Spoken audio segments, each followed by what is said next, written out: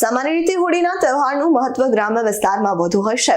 ગામડાઓમાં હોળીના તહેવારની શરૂઆત ફાગણ સુદ 11ના દિવસથી થતી હોય છે. 11ના મેળામાં ઢોલ ઢબુકે એટલે જાણે તહેવારની શરૂઆત થઈ ગઈ છે. ત્યારે અરવલ્લી જિલ્લાના અંતરિયાળ મેઘરજના નવાગામ ખાતે આવેલ કંટાળુ હનુમાનજી મંદિરે આમલકી એકાદશીનો ભવ્ય લોકમેળો યોજાયો હતો.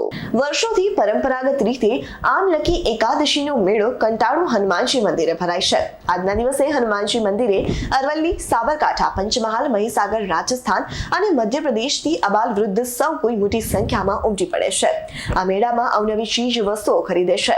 આજના દિવસે હોળી પહેલા આમલકી એકાદશીના દિવસે આદિવાસી સમાજમાં પરંપરાગત જે દંપતીએ લગ્ન કર્યા બાદની પહેલી હોળી હોય તે દંપતી કંટાળુ હનુમાનજીના મંદિરે પતિ પત્ની સહિત હાથમાં શ્રીફળ અને દીવો રાખી સપ્તધાન્ય મંદિરની ફરતે ફેરી 7 પ્રદક્ષિણા ફરતા હોય છે. આ રૂઢિગત પ્રક્રિયાથી કહેવાય છે કે વરઘોડિયા આ રીતે પ્રદક્ષિણા કરવાથી સુખી થતા હોય છે તેવી માન્યતા રહેલી છે.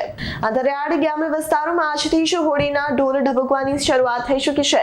આજે યોજાયેલા લોકમેળામાં યુવાનોએ સામૂહિક ઢોલ વગાડ્યા હતા અને હોળીના તહેવારોની શરૂઆત કરી હતી. આજથી રંગ પાંચમ સુધી ઢોલના વાગશે અને આમ અનોખી રીતે આમલકી એકાદશીના લોકમેળો યોજાયો હતો અને આજથી જ આ હોળીના તહેવારોની શરૂઆત થઈ ચૂકી છે. પૂજાભાઈ ભીખાભાઈ, હું નિવૃત્ત આચાર્ય છું અને અહીંયા ઘણા બધા સમયથી આ દાદાની સેવા કાર્યમાં જોડાયેલો છું. આજે અહીંયા આંબરી 11નો મેળો ખૂબ ધામધૂમથી ભરાયો છે.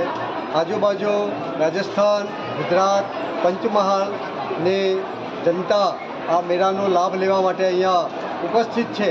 હવે આદિવાસી લોકોમાં એક માન્યતા છે કે એ લોકો લગ્ન કરે, એ લગ્ન કર્યા પછી આ હનુમાનજી આંબરી 11ના મેળામાં એ આવે છે અને પોતાના પત્ની સાથે એ આપણી મંદિરના પાછળ એ ફેરા ફરે છે અને એ પોતે અહીંયા દાદાને શ્રદ્ધાથી એ બાધા પણ રાખે છે કે ભગવાન અમને સુખી રાખે એવી એ આશા પણ સેવે છે અને આ હનુમાન દાદા છે એમની મનોકામના પૂર્ણ પણ કરે છે.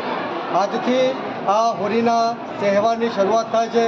આ મેળાની અંદર લોકો મોજ મજા મસ્તી કરે છે અને ઢોલ ધબુકતા હોય છે. અહીંયા એક માહોલ સરસ મજાનો જામી રહ્યો છે. મેઘરજ તાલુકાના કંટાળુ ગામે ફાગણ સુદ 11થી 13 સુધી એમ 3 દિવસનો ઐતિહાસિક લોકમેળો ભરાતો હોય છે. આ કંટાળુ ગામે હનુમાનજી દાદાનું મંદિરનો ઐતિહાસિક અને ભવ્ય વારસો છે. આ મેળામાં ખાસ કરીને પાડોશી રાજ્ય રાજસ્થાન, પંચમહાલ અને સાબરકાંઠાના આદિવાસી સમાજના અને અન્ય સમાજના ખૂબ મોટી સંખ્યામાં લોકો આવતા હોય છે અને મેળાનો આનંદ લેતા હોય છે. આ મેળાની વિશેષતા એ છે કે અમારા આદિવાસી સમાજના 9 દંપતી છે જે પહેલીવાર લગ્ન કર્યું હોય એ અહીંયા હનુમાનજી દાદાના મંદિરની પ્રદક્ષિણા કરીને સુખી જીવનની શુભકામનાઓ માગતા હોય છે. આ મેળામાં હોળીનો તહેવાર નજીક છે ત્યારે વિશેષ કરીને ઢોલ અને તીરકામઠાનું ખૂબ મોટી સંખ્યામાં વેચાણ થતું હોય છે અને આ ઐતિહાસિક ભાતીગળ લોકમેળામાં લોકો મોજ મજા અને આનંદથી ખૂબ ખરીદી એવી કરતા હોય છે.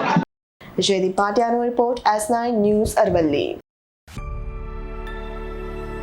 અમારી તમામ માહિતીથી અપડેટ રહેવા માટે જોડાયેલા રહો S9 ન્યૂઝ સાથે.